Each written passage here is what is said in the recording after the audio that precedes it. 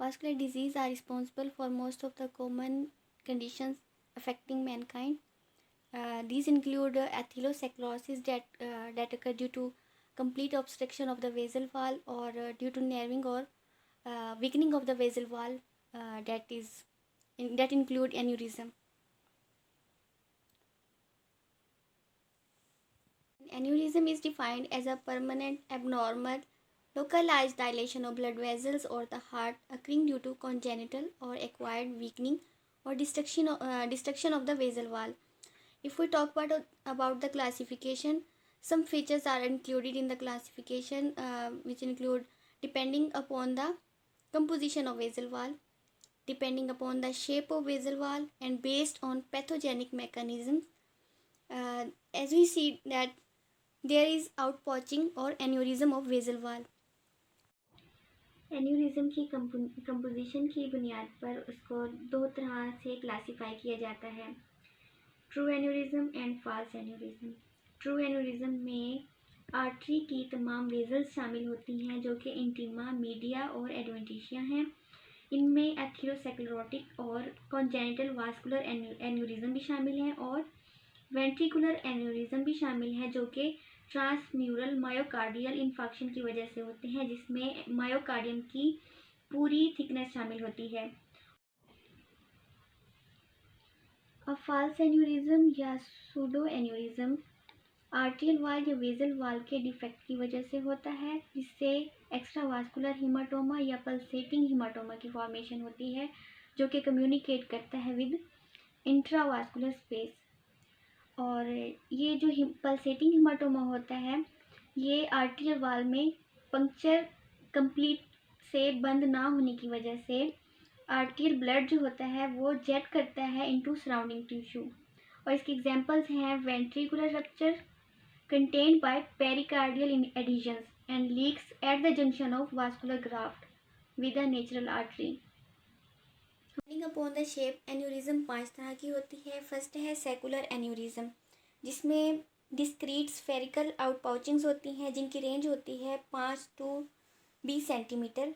और सेकंड होती है फ्यूसिफॉर्म एन्यूरिज्म, जिसमें हम स्पिंडल शेप डायलेशन देख सकते हैं अप टू 20 सेंटीमीटर और ज़्यादातर इनमें एओर्टिक आर्च, एब्डोमिनल एओर्टा और इलिक आर्टरीज इन्वॉल्व होती हैं।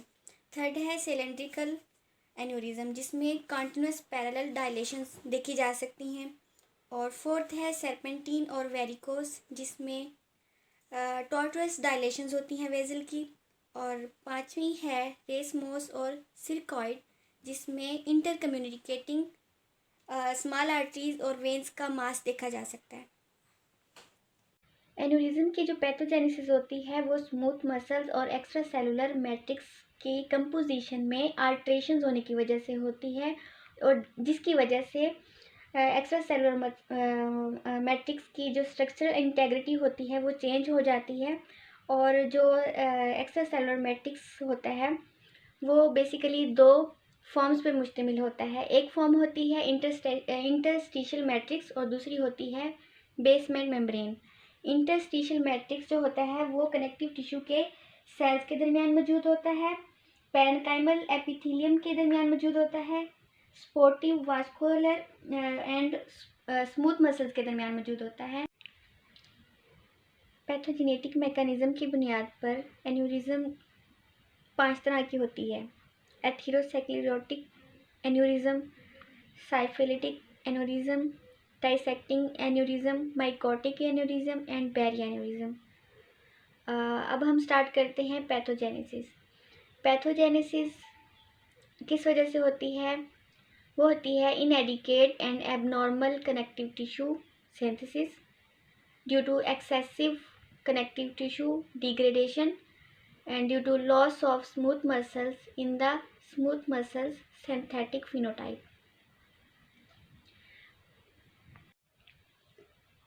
इंटरस्टिशियल मैट्रिक्स जो होता है वो मिजनकाइमल सेल से बना होता है, मेनली फिब्रोब्लास्ट से, जो कि एक अमॉर्फस 3 डायमेंशनल जेल बनाता है। इसके जो मेन कॉन्स्टिट्यूएंट्स होते हैं उसमें fibrillar and non fibrillar collisions होती हैं एज वेल एज फिब्रोनेक्टिन होती है, इलास्टिन होती है, प्रोटियोग्लाइकेज होती है और हाइलोरोनेट शामिल होता है। जो सेकंड फॉर्म है इसकी ईसीएम की, मतलब एक्स्ट्रा सेलुलर मैट्रिक्स की, वो है बेसमेंट मेम्ब्रेन।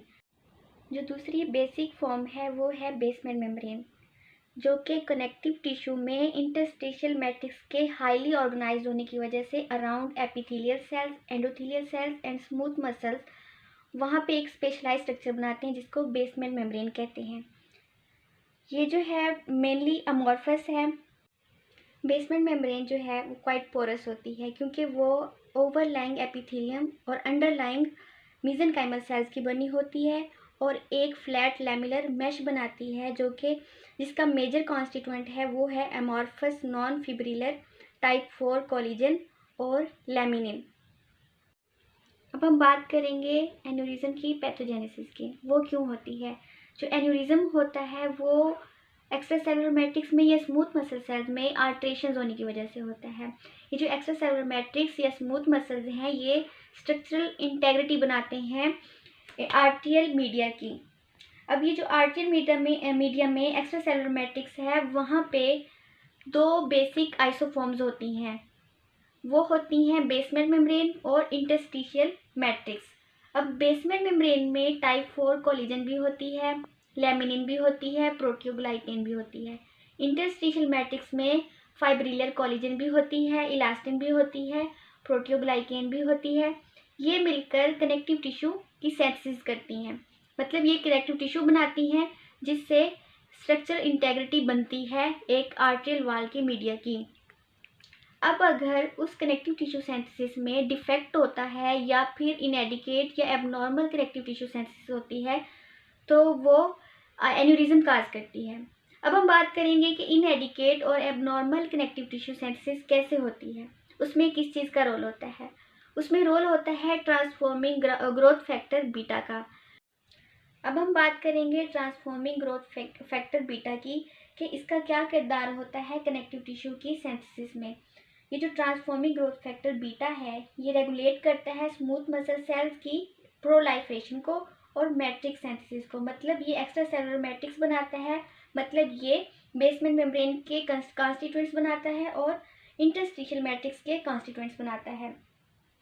जब इस ट्रांसफॉर्मिंग ग्रोथ फैक्टर के बीटा के रिसेप्टर्स में म्यूटेशन होती है तो इससे डिफेक्टिव इलास्टिन और कोलेजन सिंथेसिस होती है जो कि एन्यूरिज्म काज करती है। Transforming growth factor beta receptors में डिफेक्ट की वजह से डिफेक्टिव इलास्टिन और कोलेजन सिंथेसिस हो रही है जिसकी वजह से एन्यूरिज्म बन रहा है। अब ये एन्यूरिज्म है रप्चर भी हो सकता है चाहे वो छोटा ही क्यों ना हो।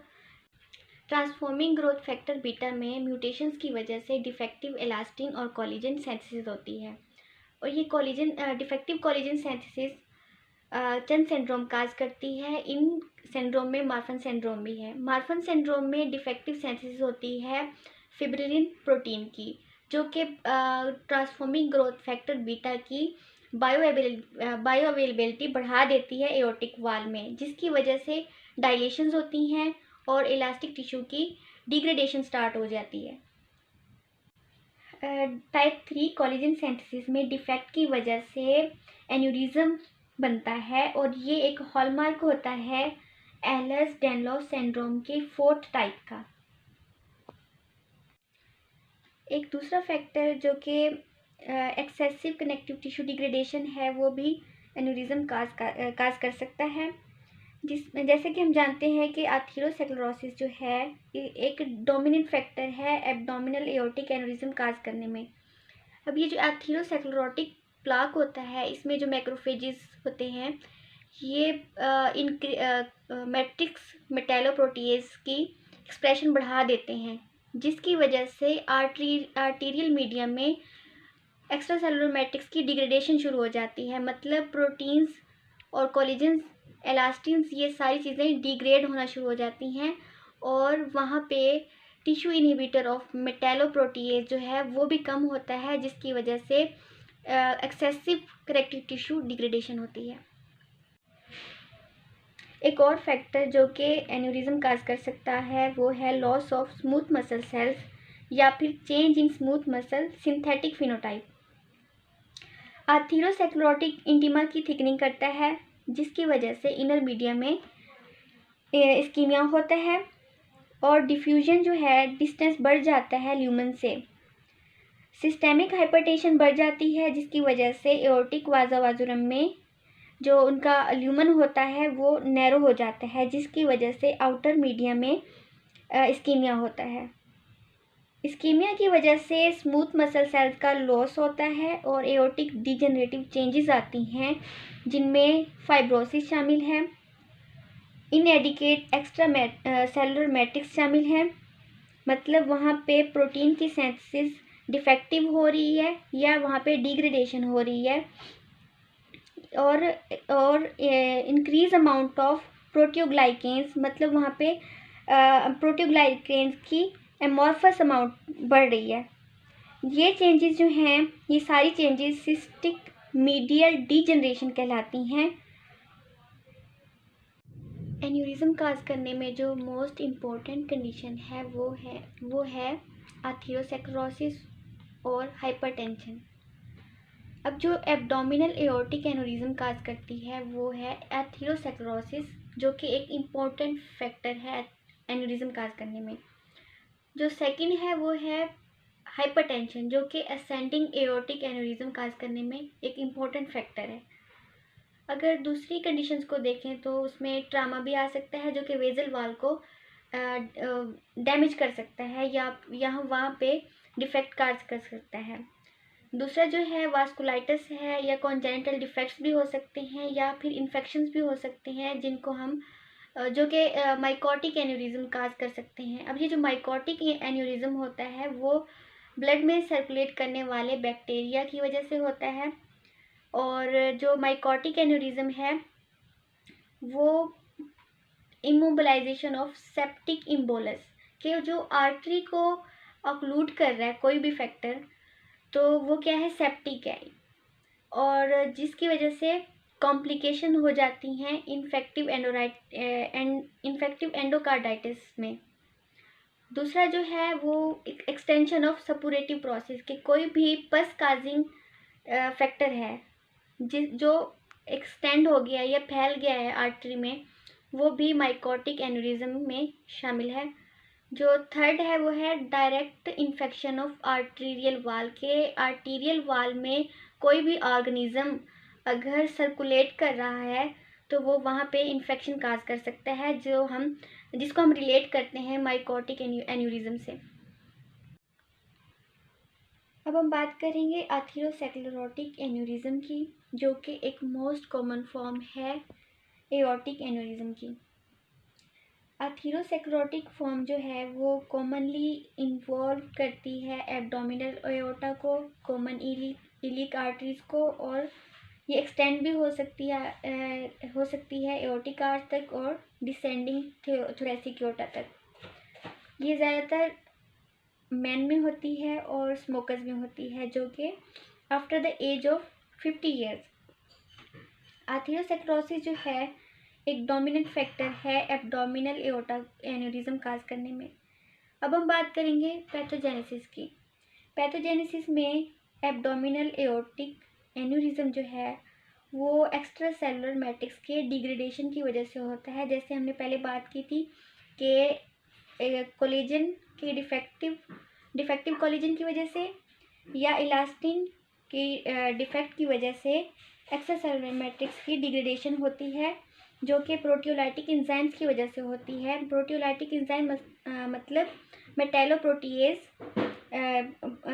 मैट्रिक्स मेटेलोप्रोटीएज की बात हो रही है, जो कि इन्फ्लेमेटरी इन्फिल्ट्रेट्स मतलब मैक्रोफेजेस से जो रिलीज होते हैं और proteolytic enzymes extra cellular matrix की डिग्रेडेशन करते हैं। आर्थेरोस्क्लेरोटिक प्लाक जो है वो कंप्रोमाइज़ करता है डिफ्यूजन को बिटवीन द वास्कुलर वाल, मतलब न्यूट्रिएंट्स और वेस्ट को कंप्रोमाइज़ करता है आर्टेरियल वाल के ल्यूमेन के दरमियान। अब वहाँ पे अगर थिकनिंग हो रही है इंटीमा की, तो इनर मीडिया में इस्कीमिया हो रहा है, और अगर वाजा वाजुरम के ल्यूमेन में ल्यूमेन का जो है नैरो हो रहा है, जिसकी वजह से इस्कीमिया हो रहा है आउटर मीडिया में। तो ये सारी changes degeneration of extra matrix करती हैं, जिसमें स्मूथ मसल्स का लॉस होता है और मीडिया जो है डीजनरेशन चेंजेस में चला जाता है और वहाँ पे फाइब्रोसिस होती है, जिसकी वजह से नेक्रोसिस होती है और आर्ट्रियल वाल जो होती है वो थिन हो जाती है। अगर हम एब्डोमिनल एओर्टिक एन्युरिज्म की बात करें तो उसकी मॉर्फोलॉजी में जो फीचर्स आते हैं वो हैं कि जो एन्युरिज्म होगा वो लार्जर देन 5 to 6 सेंटीमीटर होगा इन डायमीटर, और जो कि 15 सेंटीमीटर तक भी जा सकता है, और 25 सेंटीमीटर तक उसकी लेंथ होगी, और जो उसकी जो शेप होगी वो मोस्टली वो जो होती है वो फ्यूसिफॉर्म होती है, और जो ल्यूमेन या एन्युरिज्म सैक होता है उसमें bland laminated poorly organised mural thrombus पाया जाता है। अगर हम इसको हिस्टोलॉजिकली देखें तो उसमें जो फीचर्स दिखाई देते हैं उसमें आर्ट्रियल वॉल का जो स्ट्रक्चर है वो नहीं होता, मतलब वो डिफेक्टिव हो जाता है, और फाइब्रस टिश्यू इन मीडिया और एडवेंटिशिया में दिखाई देते हैं। इंटीमा और inner part of the media हमें एथेरोस्क्लेरोटिक प्लाक और म्यूरल थ्रोम्बिस के रेमिनेंट्स दिखाई देते हैं। एब्डोमिनल एओर्टिक एन्युरिज्म की वजह से जो क्लिनिकल कॉन्सिक्वेंसेस हो सकते हैं उनमें जो कॉम्प्लिकेशंस हैं वो है रप्चर, कंप्रेशन, आर्टीरियल ऑक्लूजन और एम्बोलिज्म। अब रप्चर किस वजह से होता है? अब आर्टियल वाल का जो रप्चर है वो डिपेंड करता है साइज और ड्यूरेशन ऑफ एन्युरिज्म के और ब्लड प्रेशर के। एब्डोमिनल एओर्टिक एन्युरिज्म जो है वो रप्चर होने की वजह से पेरिटोनियम या रेट्रोपेरिटोनियम में सडन ब्लीडिंग होती है, जिसकी वजह से हेमरेज भी हो सकता है। और रप्चर्ड एन्युरिज्म जो है इन्फेक्टेड भी हो सकता है।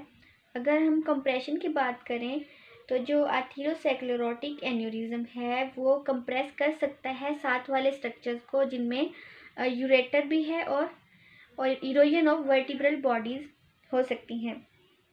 अब अगर आर्टीरियल ऑक्लूजन की बात करें तो उसमें जो एब्डोमिनल एओर्टिक एन्युरिज्म है वो ऑक्लूड कर सकता है या ऑब्स्ट्रक्ट कर सकता है इंफीरियर मेजेंट्रिक आर्टरी को, रीनल इलिक आर्टरी को और वर्टिब्रल आर्टरी को, जिसकी वजह से इस्कीमिया हो सकता है किडनी को, लेग्स में, स्पाइनल कॉर्ड में या गैस्ट्रो इंटेस्टाइनल ट्रैक्ट में। अब जो एम्बोलिज्म है वो होता है एथेरोमेटस मटेरियल की वजह से या फिर म्यूरल थ्रोम्बस की वजह से, जिसकी वजह से आर्टीरियल वेसल जो है वो ऑक्लूड हो जाती है या वहाँ पे एम्बोलाई बन जाता है। थोरेसिक एओर्टिक एन्युरिज्म जो है वो एसोसिएटेड है हाइपरटेंशन से, बाइकस्टिक एओर्टिक वॉल से और मार्फन सिंड्रोम में। मार्फन सिंड्रोम में हमने देखा था कि डिफेक्टिव फिब्रिलिन सिंथेसिस होती है, जिसकी वजह से एओर्टिक वॉल में ट्रांसफॉर्मिंग ग्रोथ फैक्टर बीटा की बायोअवेलेबिलिटी ज़्यादा हो जाती है, जिससे इलास्टिक टिश्यू की डीजनरेशन होती है। और इस एन्युरिज्म में जो हम लोग साइन और सिम्टम्स देख सकते हैं उसमें है रेस्पिरेटरी और फीडिंग डिफ़िकल्टी। ये क्यों होती है? एयरवे और इसोफिजियल कंप्रेशन जो है इंक्रोचमेंट काज करता है मीडिया स्किनर स्ट्रक्चर पे, जिसकी वजह से हमें परसिस्टेंट कफ होती है, irritation of recurrent laryngeal nerve में, जिसकी वजह से पेन काज होता है, इरोजन ऑफ बॉडीज बोन्स में, रिब्स में और वर्टिब्रल बॉडीज़ में, कार्डिक डिजीज़ होती हैं जिसमें वाल्वुलर इंसुफिशियंसी होती है और कोरोनरी ओस्टिया की नर्विंग होती है, और हार्ट फेलियर होता है जो कि इंड्यूस होता है एओर्टिक वाल्वुलर इनकम्पिटेंस से। इसके अलावा हम वहाँ पे एओर्टिक डायसेक्शन या रप्चर भी देख सकते हैं। थोरेसिक एओर्टिक एन्युरिज्म जो है या तो वो रप्चर काज करता है या फिर एओर्टिक डाइसेक्शन। अब ये जो एओर्टिक डाइसेक्शन है, इसमें ब्लड एंटर होता है एक सेपरेटेड पार्ट में या डाइसेक्टेड वॉल में ऑफ द वेजल के इंटीमा या मीडिया के दरमियान एक सेपरेटेड पार्ट में ब्लड एंटर होता है और वो स्प्रेड हो जाता है डिस्टेंस पे। जो मोस्ट कॉमन साइट है वो है aorta. This development can be catastrophic if the dissecting blood rupture through the adventitia. अगर वो एडवेंटिशिया को क्रॉस कर लेता है और escape out into adjacent spaces या फिर वो साथ वाली स्पेसेस में चला जाता है।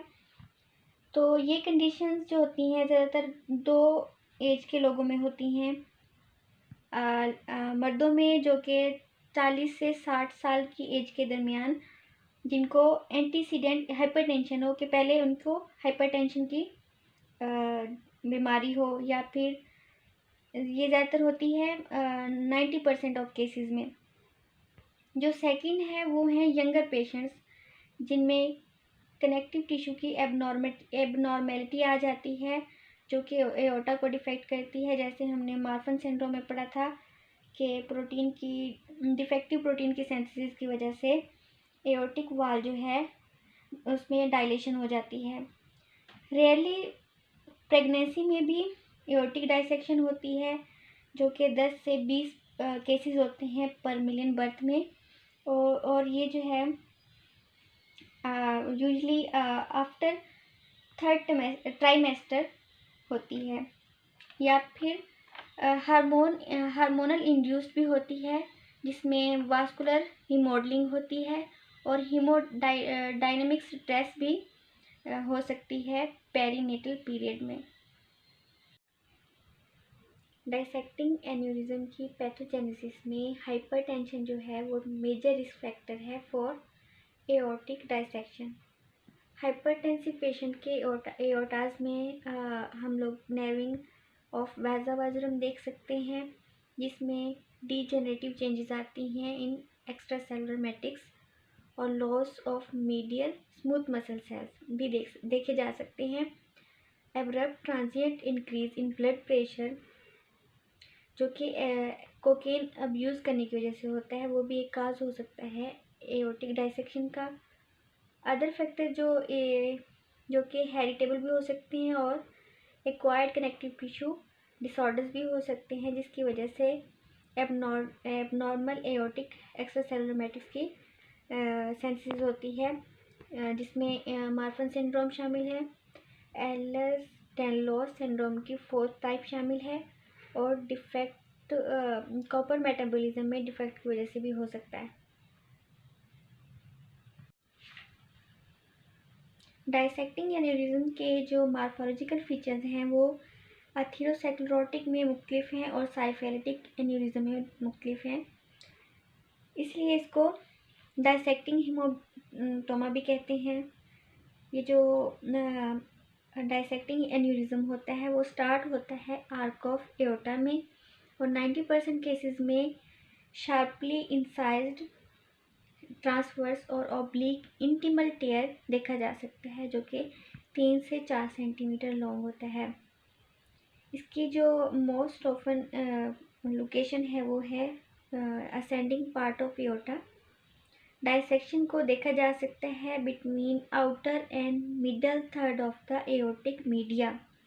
So the column of blood dissection separates the intima and inner 2/3 of the media on one side from the outer 1/3 of the media and adventitia on the other.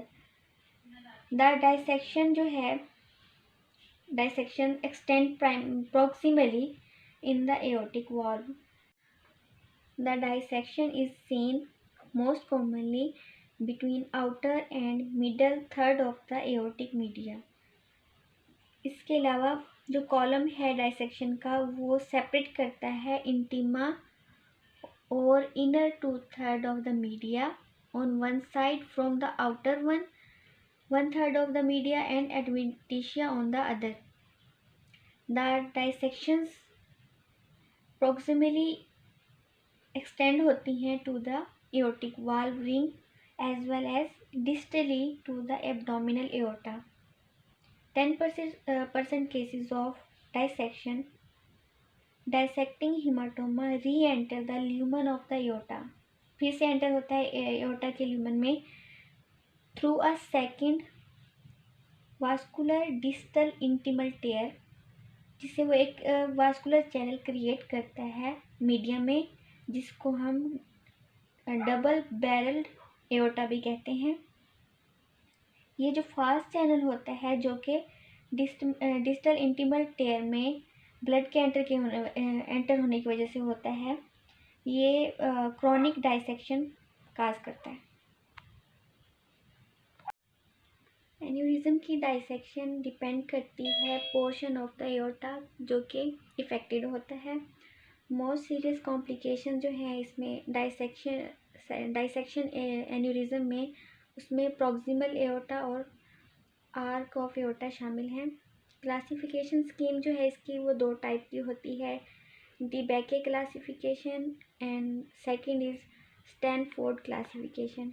डीबेके classification जो है वो डिपेंड करती है extent of aortic dissection पे। इसकी 3 types हैं। Type 1 में ये 75% केसेस शामिल हैं, जिसमें जो इंटीमल टेयर होता है begins in the ascending aorta but dissection extend distally for some distance. के इंटीमल टेयर असेंडिंग एओर्टा से शुरू होकर डिसेंडिंग एओर्टा तक जा सकता है। टाइप 2 में 5% केसेस होते हैं और ये डाइसेक्शन सिर्फ असेंडिंग एओर्टा तक लिमिटेड होती है। टाइप 3 20% केसेस में पर मुश्तमिल होती है और इसमें इंटीमल टेयर जो होता है वो डिसेंडिंग थोरेसिक एओर्टा के करीब शुरू होता है और सब क्लेवियन आर्टरी से शुरू होता है और जो कि नीचे डाइसेक्शन जो है डिस्टली फैल जाता है।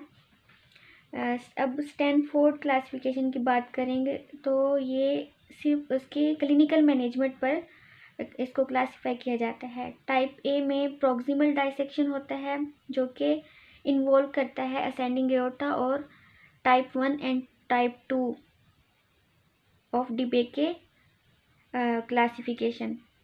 क्योंकि टाइप 1 और टाइप 2 डीबेके क्लासिफिकेशन इनकी क्लिनिकल मैनेजमेंट जो होती है वो मुख्तलिफ नहीं होती, इसलिए इनको टाइप ए में शामिल किया जाता है। टाइप बी जो है उसमें डिस्टल डाइसेक्शन शामिल होता है।